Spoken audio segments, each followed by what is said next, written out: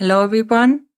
This is part 1 of lesson 13 of Pre-Socratics to Augustine, also called History of Philosophy 1. We are now talking about a really famous part of Plato's Republic, maybe one of the most widely debated sections of text in ancient philosophy at all. We are talking about what is sometimes called Plato's moral psychology, where moral means that we talk about those dimensions of psychology that have something to do with how people act in ways that we evaluate as good or bad or right or wrong and that kind of thing. So just think back to where we left off last time. Socrates offers definitions of wisdom, courage, justice, and moderation. And these 4 qualities are explained by reference to the 3 social classes in the ideal city that he and his interlocutors have been founding in speech, as they call it. So wisdom is located in the governing part of the city. Courage is mostly located in the military, which helps the governing part of the city. Moderation is located in how the many people who have jobs and professions and make money with, doing this or that job, how they relate to the other 2 classes. And justice is located in each part of the city doing its own job. And now there was this big question at the beginning of the Republic, whether justice is the same in an individual person and in the city. And initially, it seemed kind of too hard to find out what justice is in an individual person. And Socrates was saying, let's look first at the larger case, the city. And maybe if we find justice there, then we can go back to the individual person. But at the same time, it was treated as a hypothesis that justice is the same in an individual person and in the city, because, that could also be false. It could also turn out that for a person to be just, it's one kind of thing. And then for a political system or society to be just, that could be another kind of thing. And that, of course, would be a problem for Plato because there is this sort of background project to ask these, as we call them, what is X questions, where the presumption is in every case that justice or piety or whatever it is one thing. So kind of the bigger project in the background is the intuition that any such property is going to be one thing, and then it is instantiated in different domains of the world or different particular instances. But still it is one thing. So now we need to find out whether it is actually true that justice is the same in the soul, in an individual person's soul, as it is in the city. But how can we find that out? And again, we need our hypothetical method.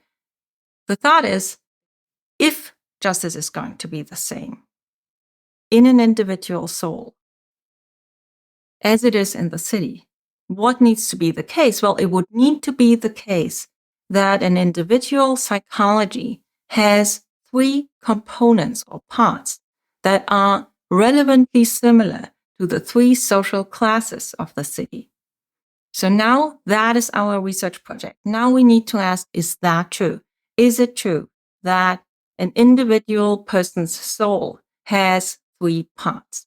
And that launches a really, really famous component of Plato's, what people think Plato thought, even though this is just entertained, hypothetically, it is kind of considered one of Plato's most famous theoretical proposals, and it's called Tripartition, meaning 3-partite, 3 parts. The soul has 3 parts.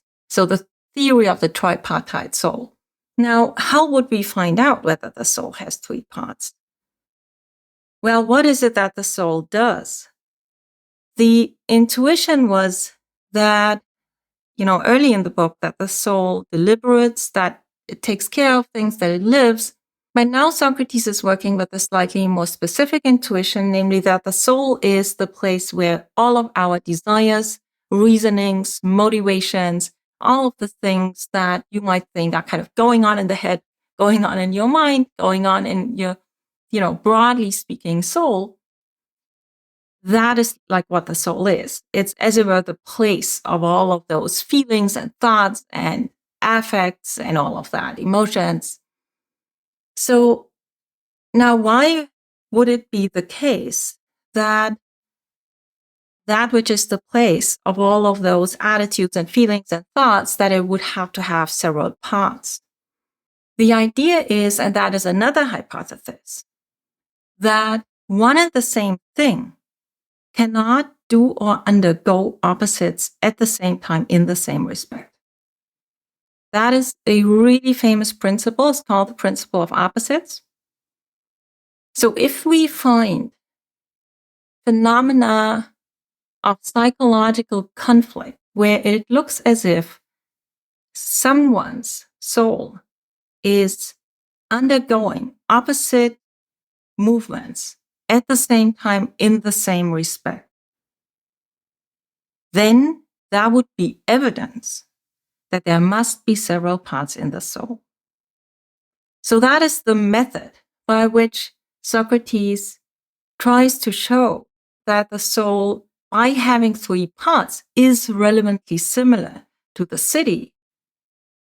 And by being relevantly similar to the city, it will be possible for us to say that the soul is just in quite the same way in which the city is just.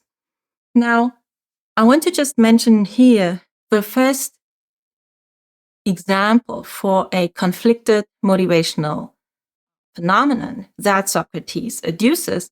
And the example is that you want to drink, but reason tells you not to drink, or your own thinking tells you not to drink. So you think I shouldn't drink, but you're still thirsty. And the thought is that kind of phenomenon is quite familiar, but what it indicates is that given that the same thing cannot do or undergo opposites at the same time and in the same respect, that the soul needs to be at least, two components. There need to be at least two components in the soul, because otherwise it wouldn't be possible that the soul wants something and at the same time thinks that it shouldn't do that.